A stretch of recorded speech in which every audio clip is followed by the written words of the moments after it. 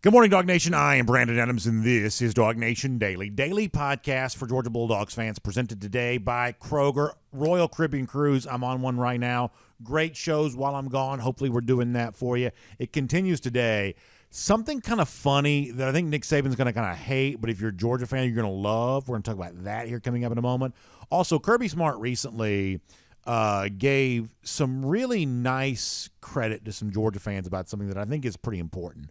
So I want to give that to you as a part of our show here today. We're going to get into a bunch of UGA recruiting talk with Jeff Sentell. That's really good. I'll make my official predictions for the SEC West. I think I got some of this kind of mangled on yesterday's show. We're going to do the SEC West predictions here coming up in just a minute. That is going to be fun. Going to close out the week on a very strong note and in style. We are so happy to have you with us as we do. It is DawgNation Daily, the daily podcast for Georgia Bulldogs fans, presented by Kroger. And it begins right now. Today's episode of DawgNation Daily is brought to you by Kroger, fresh for everyone. Presented by DawgNation.com. This is DawgNation Daily, the daily podcast for Georgia Bulldogs fans.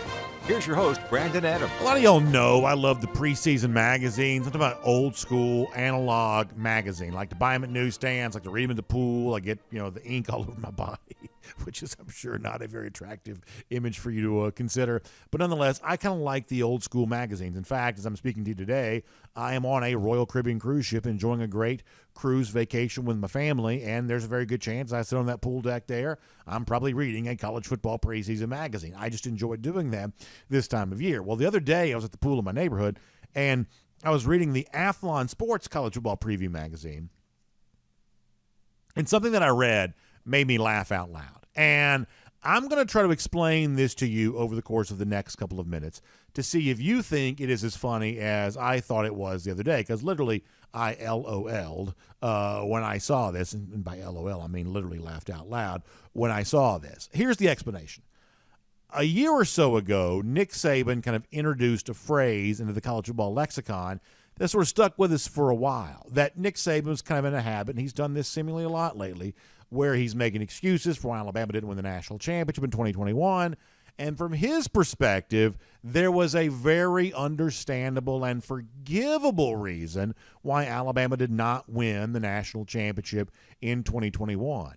In Nick Saban's eyes, they weren't even supposed to win the championship that particular year because it was, as he would explain, a rebuilding year. This is Nick Saban on the idea of 2021 for Alabama being a rebuilding year, and apparently rebuilding years don't count. Here is Nick Saban. Last year we had kind of a rebuilding year, so we should have 9 starters back on offense, 9 on defense, but 6 guys go out early for the draft, so now we have 5 back on offense and 7 back on defense. So that in and of itself creates a few more question marks, but it also creates opportunity for other players to be able to shine in the program and contribute in a positive way. So nobody knows for sure how all this stuff's going to sort of come to fruition, but that's the part of the excitement and challenge that we have to try to develop a team.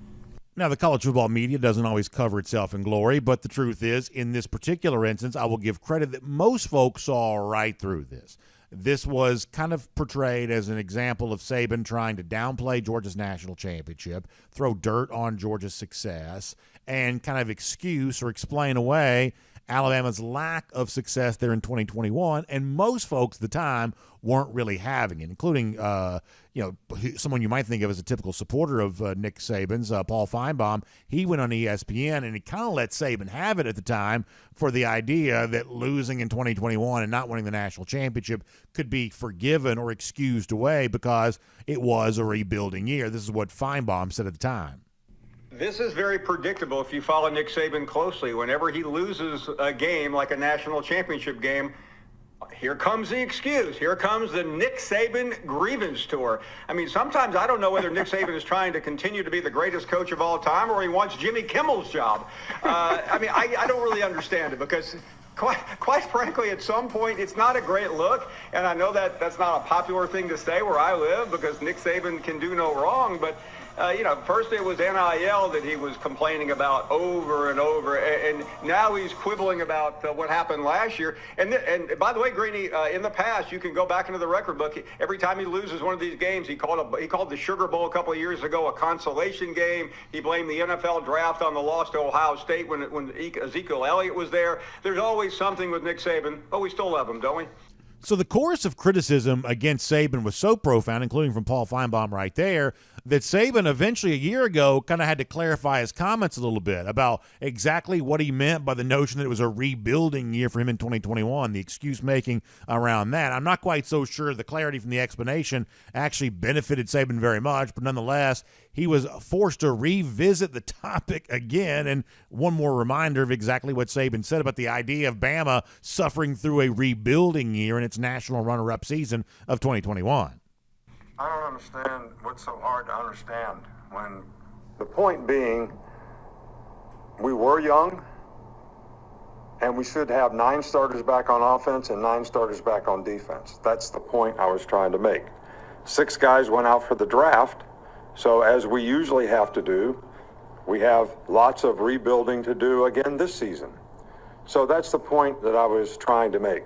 So when you have a lot of young players playing, I don't think our standard is like everybody else's standard, but when you have a lot of young players playing, you're actually trying to rebuild so those guys get the kind of experience you need so they can play at the level you need them to play at so you can play to the standard you want to play to. I'm not sure Saban's explanation there helped him out all that much. It still kind of comes across as he was making an excuse for why they did not win a national championship in 2021. Georgia fans hated it. A lot of the media called him out for it. We think correctly so, but nonetheless, that kind of became the sort of litany of excuses, one of them anyway, that Nick Saban was using. So it's that as the pretext, what I said a moment ago. So when I was reading the Athlon Sports College Football Preview magazine the other day, I saw something that literally made me laugh. And as I read it, I thought, gosh, Nick Saban must completely hate this. Because if you've ever read a preseason magazine, maybe it's been a while since you have, but you got to know how these things work.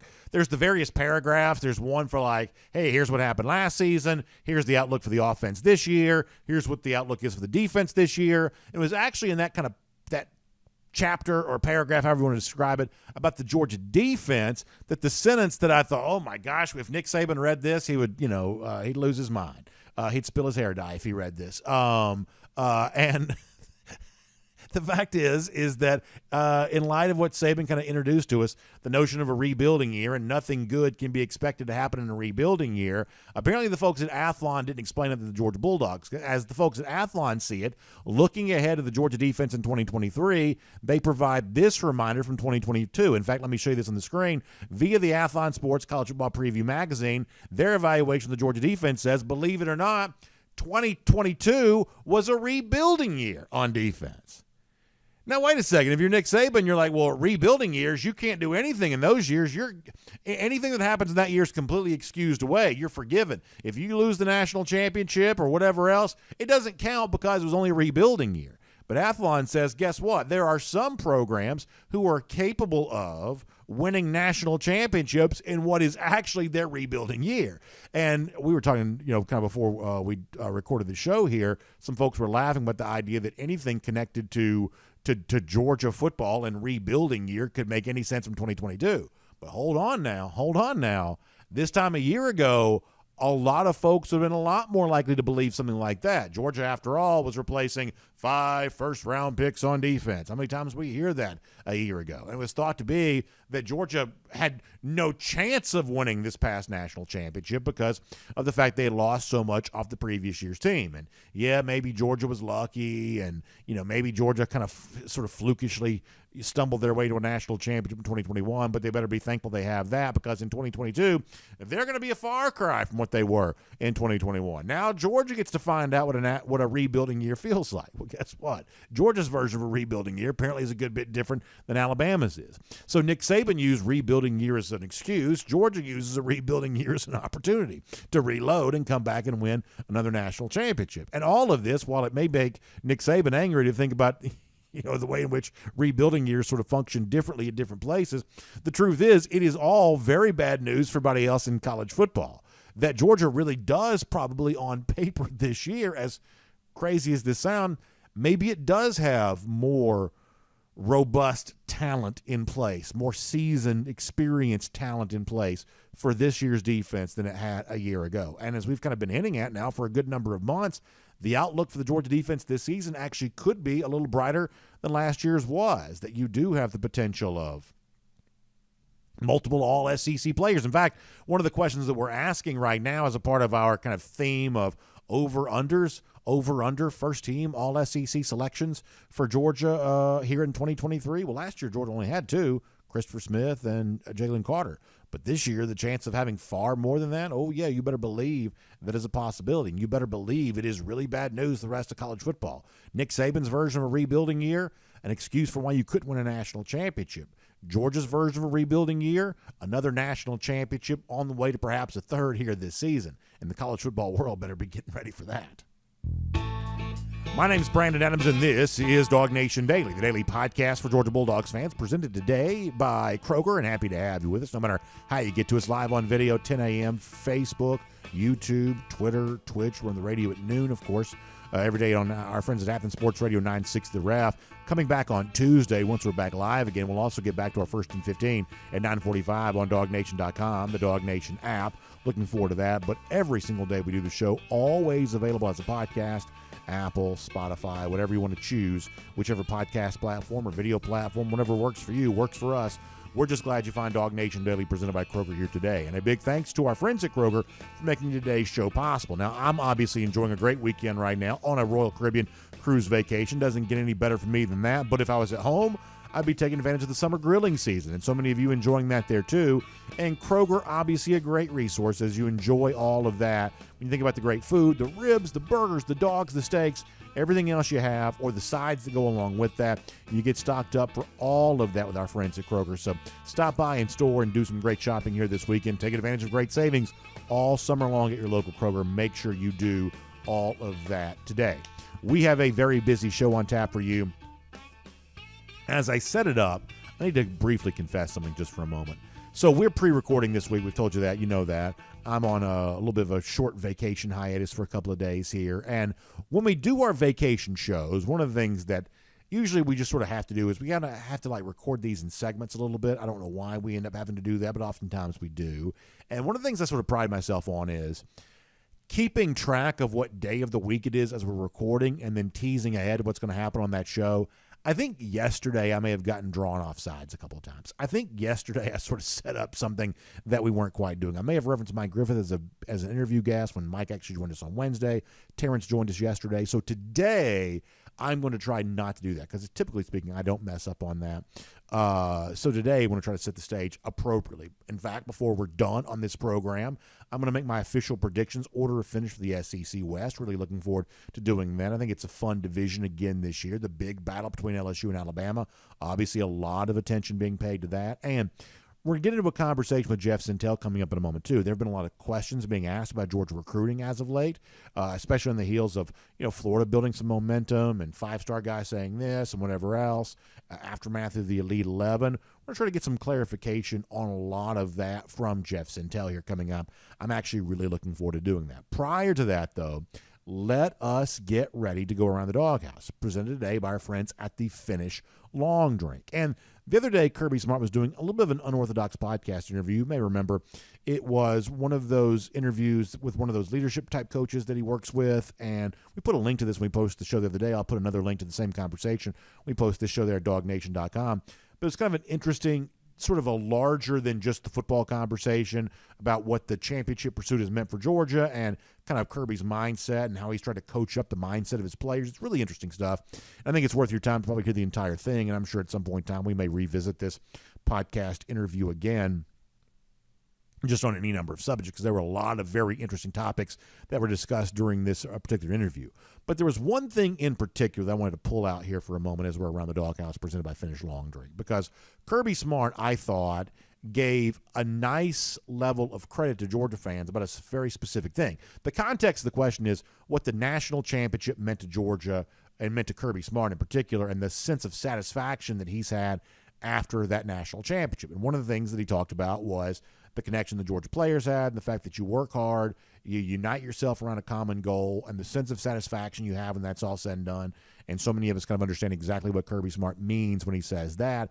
But he also talks about the sense of satisfaction that he has personally when he goes around and interacts, whether it be fundraiser type things or booster club type things, with various Georgia fans. And in the midst of talking about this, I thought Kirby acknowledged something pretty important about Georgia fans. I want to share this with you and then talk about what it kind of means to me. This is Kirby Smart from a recent podcast interview. The other gratification I've gotten is the going out and speaking in booster events, raising money for University of Georgia, and hearing the stories of the people who have passion and energy for Georgia, how thankful and tear up at, I was at the game in 1980. I was 7 years old, and now I'm this. I never thought I would see Georgia win another championship. It's been so long. Like, those people are what got us through those years, because they supported Georgia through and through for 40 years without a championship, and they're kind of getting some self-gratification now, too, of, hey, look, Georgia's done a great job. They've won 2 championships in a row. Like, that makes me proud because it is my alma mater. I love that from Kirby, saying that, hey, Georgia fans supported this program for a long time in between national championships, from 1980 through 2021, and they kind of kept the program, what was the phrase he used, kind of kept the program afloat, making it possible for Georgia to break through in 2021 and 2022. And what Kirby says there is so true. And it's probably one of the reasons why, every now and then, whether it be the former Tennessee quarterback or the dude from Barstool or whatever else, when somebody sort of steps up and says something negative about Georgia fans, a lot of us sort of feel the need to come to the defense on that. Because I got to tell you this, and this is no disrespect to the Georgia program, the Georgia athletic department, or anything else. Georgia had a national championship level fan base far before it had a national championship level program. These Georgia fans were supporting Georgia as if it was the national champions for many, many years, waiting for that to actually become true. And finally, in 2021 and 2022, Georgia fans got the kind of success they were always deserving of for so many years. I think the trip to Notre Dame in 2017 is the perfect example of that. We're going to talk to Jake. We actually talked to Jake Fromm about that last week, I guess it was. That when Georgia went to South Bend that particular year, Georgia had only been 8-5 the previous year, and Notre Dame had only been 4-8. It's not like Georgia-Notre Dame was the biggest college football game of all time. I think in future years, it will probably be reclassified as some great clash between these two great powers.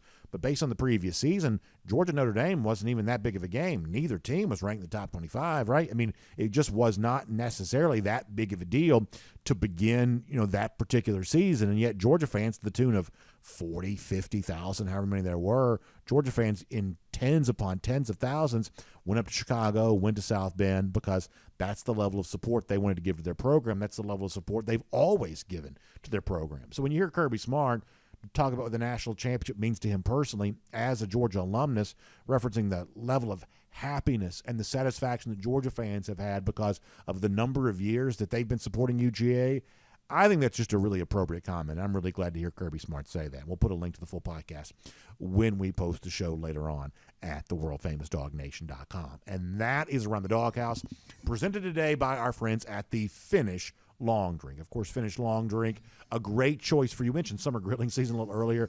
As you're out there and enjoying all of that, a great beverage is always a great way to enjoy all of that, too. And there's no better beverage for me this time of year when you're out by the pool, when you're playing golf, when you're doing something fun like that, than the Finish Long Drink. It just tastes great. Whether you're talking about the Finish Long Drink Cranberry, which so many of you I know have grown to love, or the Long Drink Strong, 8.5% alcohol by volume, Long Drink Zero, that's no carbs, no sugar. The traditional, that's the one I probably like. You see it there on the screen if you're watching on video. It's the blue can. It's the citrus flavor. It's the gin kick. It is just an awesome, awesome opportunity. And if you haven't tried it, this is the summer where that needs to happen. As you're out and about doing everything you enjoy, the Finish Long Drink looks good in the cooler. You see that condensation just dripping down the side of the can. Feels good in your hand. It looks like a beer, but it's not. If you like mixed drinks, this is for you. It's a ready-to-drink cocktail right there in the can. So make sure you check it out today. Go to thelongdrink.com to find out more about that. And, of course, we are very happy to have the Finish Long Drink with us here on DawgNation Daily here today. We're also happy to have Jeff Sentell there as well. Jeff, on the aftermath of the Elite 11, the current state of the Georgia recruiting class, what's next here for that class of 2024, and so much more. Let's have all of that as a part of a great conversation here today on DawgNation Daily, presented by Kroger.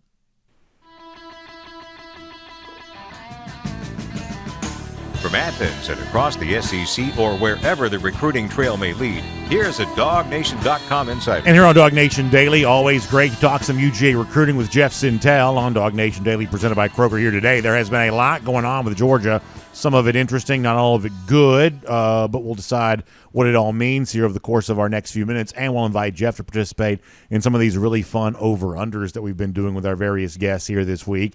Jeff, let me start, though, with the task at hand. You just back in town. We're obviously recording this a little bit earlier, a couple days prior to it airing here on this Friday, but as we're speaking, you're just kind of back from the Elite 11 showcase, the Elite 11 finals out there in California, where it sounds like both the Georgia quarterback commits, Dylan Raiola and Ryan Puglisi, did pretty well. I guess Julian Saban does walk away with the MVP. We talked about this a little bit last Friday while you were still in California.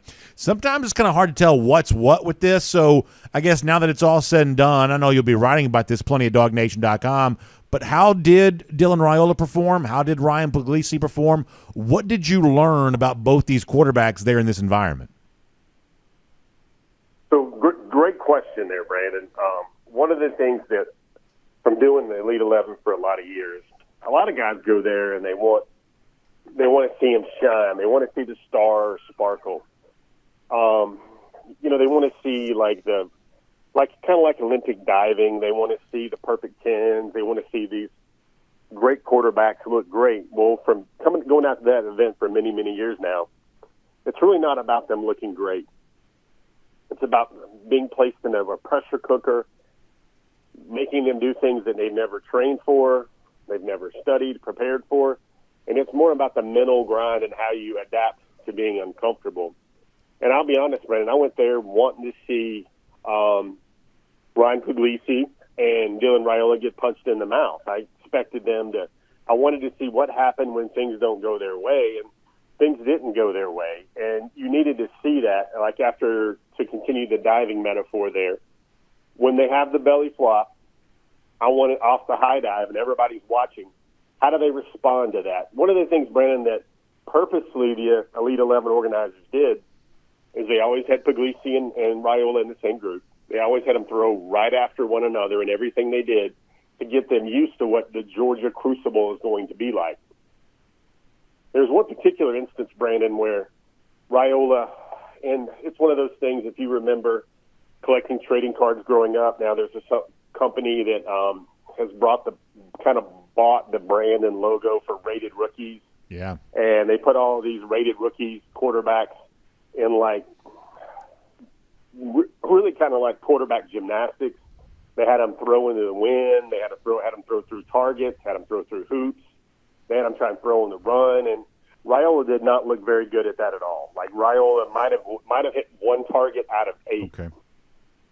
Even the deep ball, the ball flailed. And it was one of those things where you could tell he was shaken. You could tell he was a little bit off his game, and probably cognizant of, here's the number one quarterback in the country, and all these other guys were hitting maybe 4 or 5 targets apiece, even the deep balls that Raiola should excel at.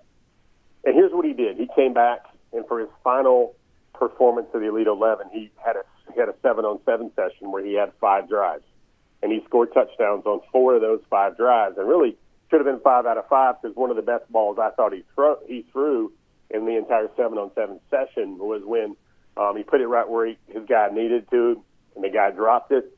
He had 2 really exclamation point throws for touchdowns, long touchdowns, and for me it was an example of that's really not football, what he kind of had the belly flop on. But then he came back and he did things that he was comfortable with. He did football. He found the open man. He looked for his reads. He layered the ball over linebackers. He stretched the field deep with an accurate shot. And those were the things that Raiola was comfortable with, and he looked quite comfortable doing those.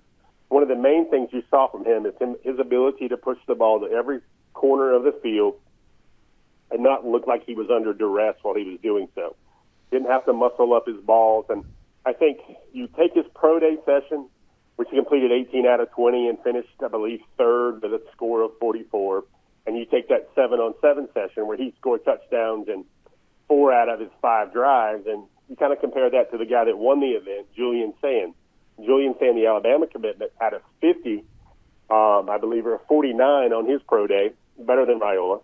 But then when it came to their 7-on-7 scripts, I think Saban only managed 1 touchdown and no turnovers in his 5 drives. So you have a combination of things right there where Georgia and Alabama's quarterbacks are going to be compared just like the 2 Georgia quarterbacks in Puglisi is going to be compared.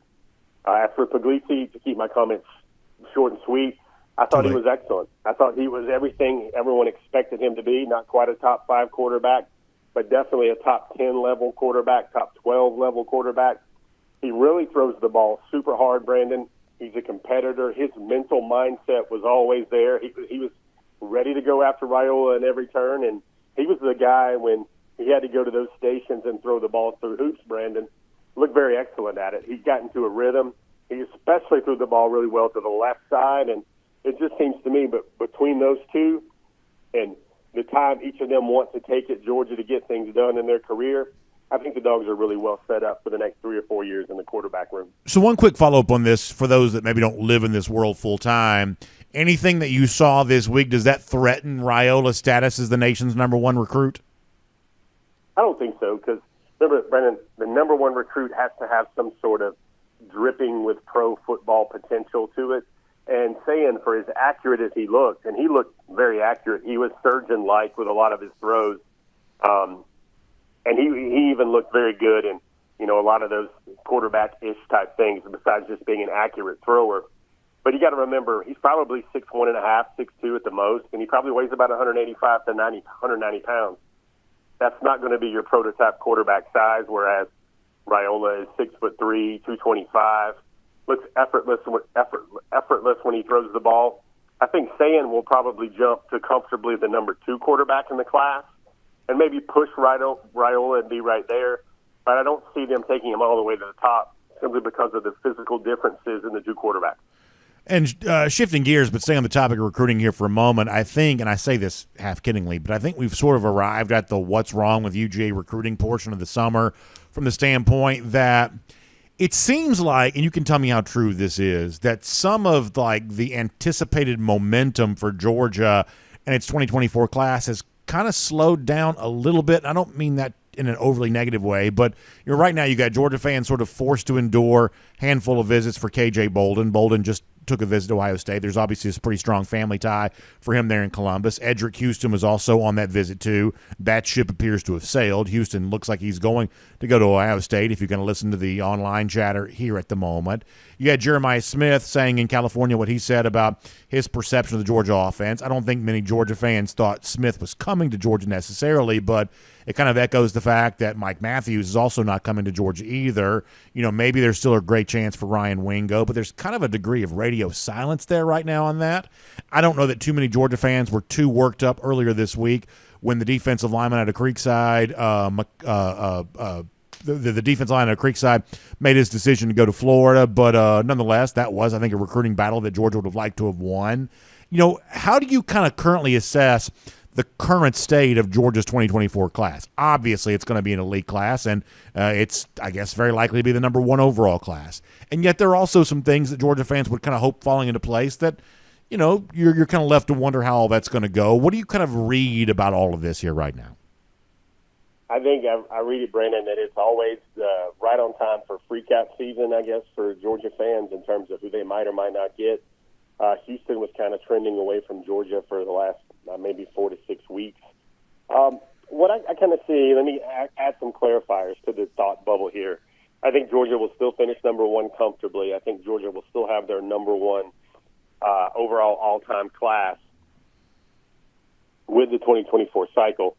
I think what's going to happen is Georgia's going to find, I don't know if Wingo is the guy. I think Jeremiah Smith, J.J. Smith, we've always looked at him as being, that's going to be a decision that's going to come around December, late December, after what's happened with the Ohio State-Michigan game and the futures of the Ohio State coaching staff. I think the Dogs can look at events of the last week and see how Nye Carr, one viral catch he made at the Florida 7-on-7 session, that's the Georgia commitment, and also Nitro Tuggle, what he continues to do, what he did out in L.A. for, I think, at least 1 day of the OT7. Georgia has, I think, 2 number 1 receivers in the fold. There's a little thing here or there that's interesting, like as we're recording this segment right now, Marquez Easley from Kankakee, Illinois, who was a guy that took his official visit to Georgia that first weekend. He said it very early. He just released his top 3, like, as we speak. And he's got Oklahoma, Alabama, and Tennessee in his top 3, not the Dogs. Interesting. I thought the Dogs were definitely in kind of an enviable pole position seat for him. Remember, that's the guy that had his commitment, Brandon, set for October, but on the heels of his Georgia official visit, decides he wants to move it up to early July. Yeah. That was intriguing. But, again, that's the offensive line. I think linebacker is something that probably defensive line and linebacker will be the more intriguing parts remainder for this class. And I think L.J. McCray just took a visit to Georgia, an official visitor out of state of Florida. And then Aiden Breland out of Mater Dei in California, 2 guys that I think Georgia needs to hit on at least one of those for the defensive line class to offset what's happening there with Edric Houston. There's Williams Winery also there, but I kind of find it intriguing that I have to share with you 2 names. 2 of them will be in Athens this weekend on official visits. That's Justin Williams, and that's also Joseph Jonah Ajanye. Yeah. Now, these guys are from Oak Ridge, Texas, Brandon. Long time, or some of our veteran DawgNation Daily listeners might hear that and think, oh, we got a couple of Oak Ridge boys coming to visit Georgia this weekend. But these guys, it's kind of typical Georgia, where Georgia kind of their chances with a one key linebacker prospect maybe kind of ebbing and flowing, going up and down. And that's the DeMarcus Riddick recruitment that I'll point to right there, or Sammy Brown right there. Well, those 2 things there are only helping Georgia with the nation's number 1 linebacker prospect in Justin Williams out of Texas and his teammate. And then, Brent, I'll be very honest. One of I thought was the very key official visitors from the past weekend. Georgia had Drew Miller, their nation's number 1 punter there, the commitment in. They had only 2 top 100 players, 1 top 50 player, but one of those I found very intriguing was Chris Cole. Chris Cole, Brandon, is about 6'3", 215. He's finished in the top 5 in some national hurdles events. And this is a linebacker, 6'3", 215, doing that.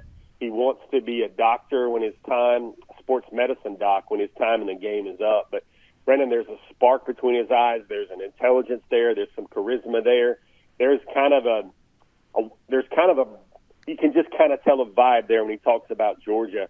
What I felt, Brandon, and I can only speak to how I feel, is I got some serious Nakobe Dean vibes, some Nolan Smith vibes, some Jalen Walker vibes. When talking to Chris Cole, he really likes Georgia. He's liked Georgia for the longest. Right when Georgia offered him, he set the official visit for the 3rd week in June. And he even entertained a discussion where he's like, Sammy Brown to Clemson, okay. And then this guy perhaps maybe flips to Auburn or Alabama. That just opens his window and opens his shot for a chance to play at a school you can tell he really likes in Georgia. I think the Dogs are going to be quite giddy about the class. I wish there was something we could say where we can put the tarot cards down and people would honestly believe that everything's going to be just fine. I'm going to tell you, everything's going to be just fine. Kirby Smart has been riding this recruiting train for Georgia for 6, 7, 8 years now. We always know how the movie ends. The Georgia Bulldogs win. They load up their roster with another crew of incredible football players that are wired the way to win for Georgia, the Georgia way. And I think this year will not be an exception. I think this will be one of the bigger exclamation point classes of the Kirby era. That's a really good piece of information. I appreciate all of that. And I guess to follow up just here real briefly, the Houston thing is what it is, but in the case of KJ Bolden, who I know called his visit to Ohio State a 10 out of 10, everybody likes their visits everywhere all the time. That's not necessarily news. Do you see any reason why Georgia fans, who I think would probably view Bolden as the best chance at a 5-star in-state right now, do you see any reasons why Georgia fans should have concern over KJ at the moment? I believe he's also, correct me if I'm wrong on this, I believe he's visiting Alabama this upcoming weekend as we're speaking here, folks watching this on a Friday. Any reason for Georgia fans to amp up their level of concern that Bolden might eventually look elsewhere? Brandon, you get me laughing. I wonder if we're ever going to see a recruit post something that the visit was an 8 out of 10 or a 7.5 or a 9.5 or whatever, a 9.9. KJ Bolden, I know this, absolutely loves Georgia. I know he has Georgia in his heart. You don't take 15 visits to a place unless you really, really like it. You didn't see him rate the Georgia visit coming out of it, which I think was probably tactical, at least on his social media. I think Georgia really hasn't put together a great case for KJ Bolden, and again, to maybe knock the tooth out of that Buford curse that everybody starts thinking about when it comes to high-level prospects out of Buford and the Dogs. I think he had a Florida State visit, which was an unofficial visit that he planned. Then I think he is now canceled. Okay. KJ and the Dogs, I think that's one of those, if you want to say probably who's still their best chance at adding a 5-star to this class, I'd probably say it's got to be KJ Bolden as well. It was always, Brennan, going to be in the end. It was always going to be Georgia and Ohio State, it felt like to me, for KJ Bolden. And that's kind of what it's turning out to be. I think the big thing on the KJ Bolden front is how close is he? Like, he's always said he wanted to do it in August before his senior year. Is he potentially one of those July guys that might pop either before or after fireworks? I think that's one of the things in the big month of July that I think folks will be paying close attention to, about not just what KJ Bolden will decide, but when he will decide, because the Dogs do like to rally a lot of big booms for the month of July. Jeff, I was going to do some over-under stuff with you, but we did so much good recruiting talk. Why don't we just leave it there for today? And obviously, I know folks will love to continue to read all the great stuff that you've been posting here at DawgNation.com since returning from California. Great video interviews with both the Georgia quarterback commits, too. That's certainly worth folks' time there as well. And we will, back here on DawgNation Daily, presented by Kroger, look forward to speaking to you very soon, too. Hey, I'll make it quick, Brandon. I'm going to pick over on all those over-unders, rapid fire. Except for the loss total, which I would probably go under. Make it simple for everybody. That's perfect, Jeff. Thank you so much. We'll look forward to talking to you soon. Take it easy, buddy. Be well. Let's take a look around the rest of the league. This is SEC Through. Boy, great to get a terrific recruiting update like that from Jeff Sentell. I think valuable information, too, coming off this past weekend. And I'm kidding. I'm joking when I say what's wrong with Georgia recruiting. It does seem like every summer there's some reason for concern. It almost always proves to be a pointless endeavor to be worried about Georgia recruiting. Elite classes on the way each and every year, and this year's class, not just elite, in all likelihood, the number one class. And yet there were some questions that some Georgia fans had of what's going on with this, what's going on with that. And maybe there is a little bit of let's just be honest here, a little bit of a reset of expectations based on some of the chatter from a few weeks ago. I think it's fair to point that out, but as Jeff accurately describes, listen, there is still a lot to like with this 2024 class for Georgia, and it is still the unrivaled leader when it comes to recruiting classes here for this particular cycle. So really strong information from Jeff Sentell coming off a visit to California for him. They're a part of the Elite 11 finals there last week. Now, speaking of great visits, you have a chance to take a great visit very soon. You can be a part of our Dog Nation cruise, April of 2024. Now, the cool synergy of all this is, I say this to you as I am enjoying my own Royal Caribbean cruise here this weekend. So literally, what a great time to be talking about Royal Caribbean cruises as I myself and my family, we are on one. And yet the cruise we have a chance to enjoy with you coming up this April, unlike anything that's ever been offered before. A bigger and better version of the Dog Nation cruise here, because it's going to be on a bigger and I think better cruise ship, Allure of the Seas. An Oasis-class ship, an unbelievable experience, one of the largest classes of cruise ships at sea, never before offered a chance to take a 3 or a 4-night sailing, one of those shorter sailings for people who have very busy schedules and have a hard time maybe kind of trying to find the time to be gone for a full week. In the past, you had to be on a full-week cruise to enjoy an Oasis-class ship. But this year, or upcoming year in 2024, in Port Canaveral, Royal Caribbean going to offer the 3 and 4-night sailings on an Oasis-class ship, Allure of the Seas, and that will be the host ship for the Dog Nation cruise coming up next spring. So go to royaldogs.com. You can find out all the details.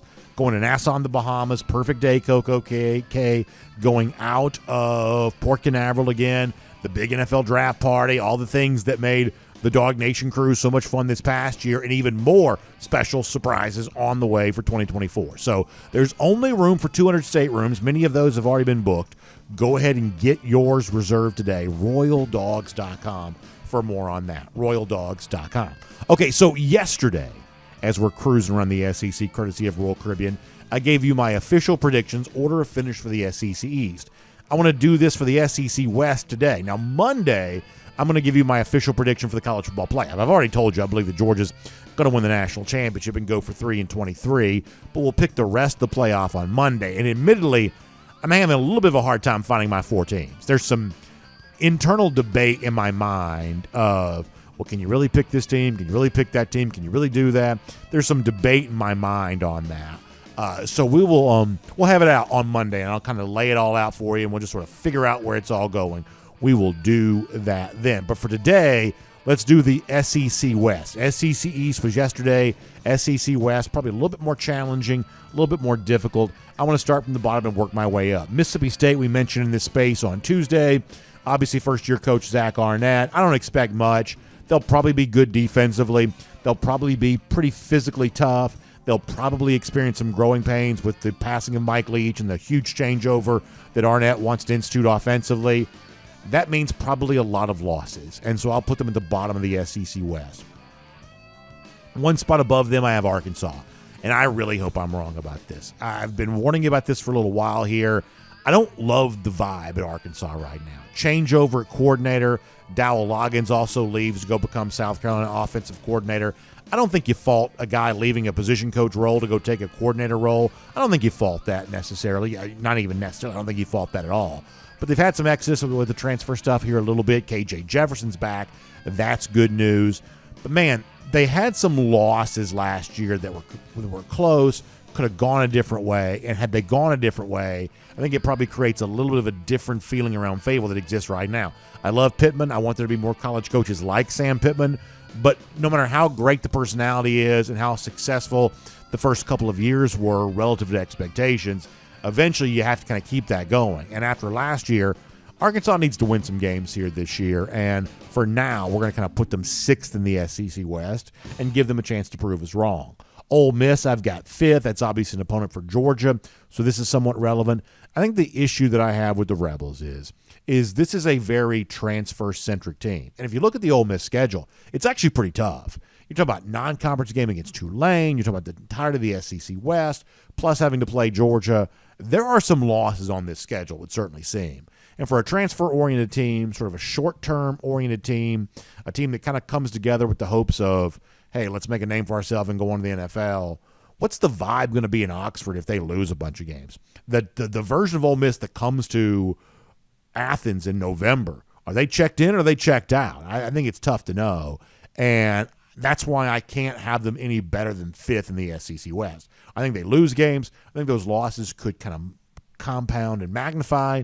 In some form or fashion, they'll probably circle the wagons before the complete end of the year because Lane Kiffin will be unemployed if he doesn't beat Mississippi State this season. I believe they will. I told you I had the Bulldogs bottom of the SEC West. I think Ole Miss is better than that.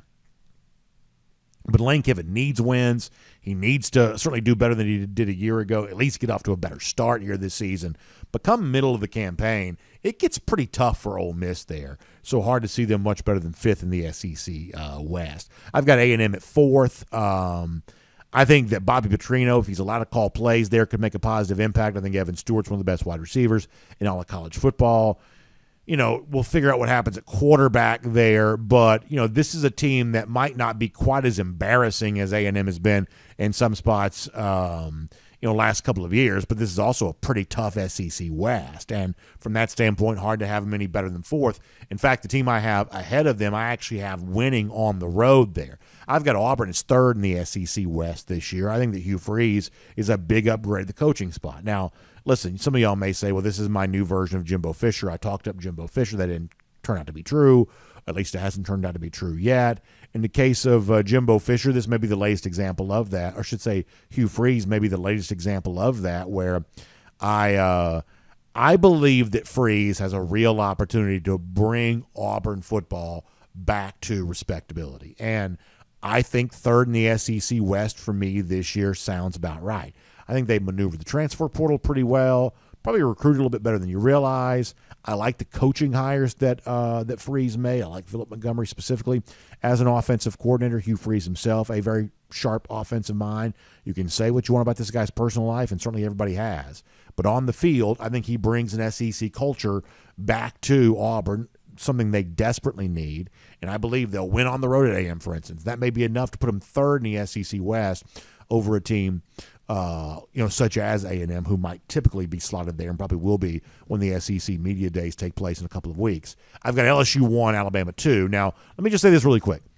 It seems like as of late that LSU has sort of been kind of positioned as the darling media team here of the offseason. If that's true now, it was not true months ago. When the calendar year first flipped, and people first started making their opinions about the 2023 season, you were not seeing a ton of LSU love at the time. In fact, there were many, many instances in which we said that LSU was the most under-discussed team in all of college football. Well, as of late, it seems like that's starting to change a little bit. You're commonly seeing LSU mentioned in preseason top 10s and things like that, and you're frequently seeing LSU picked to win the SEC West now. Will they be actually picked to win the division at the SEC Media Days? I'm not quite so sure about that. I think there's still some Alabama love that's out there, but there's also a growing sense of Alabama skepticism because of how spring practice played out and the lack of resolution for the quarterback position. I think that's opened the door for more LSU predictions, but we were on LSU prior to that because we had a little bit of a sense the Alabama quarterback conversation was going to kind of work out the way that it has here thus far, with very little in the way of an obvious starter in play. So skepticism about Alabama has caused some to reconsider LSU, which in our mind was the right decision all the time anyway. So from that standpoint, you're looking at year 2 of Brian Kelly, won the West a year ago. I think in position to do that again. Listen, I think a version of Alabama that looks a little bit more like it did kind of pre-Lane Kiffin, the 2011 and 12 type teams, the 2009 type team, more defense, more running the football, leaning an offensive line. I think that's probably still a fairly dangerous version of Alabama, but it is not what it once was. It is not. And by the way, even last year, Alabama offensively probably was a little bit more of a step down than you realized a year ago there as well. So to me, Alabama good, not great, not good enough to win this division. I think LSU is a real legitimate team here this year to, in fact, maybe even do more than win the West. In consideration for the college football playoff, along with a team like Georgia, we'll talk more about that on Monday. And for now, we'll make that cruising around the SEC, courtesy of Royal Caribbean. And as we close out our week, a couple of fun golden shoes to send you out the door here on a Friday. We'll show you the first of these on the screen here right now. Speaking of national championship pursuits, things like that, and speaking of a fun 2024 slate for the Dogs there as well, Matt Rukavina, as he's known Dog in Houston on Twitter, says that he's currently in the Austin area there at Salt Lick Barbecue, very famous barbecue spot. You can tell Matt's having a great time, enjoying some great food. He says, I'm letting everybody know that when the Dogs are in town, we're going to come hungry and we're going to be ready to eat. He says, go Dogs, hashtag golden shoe.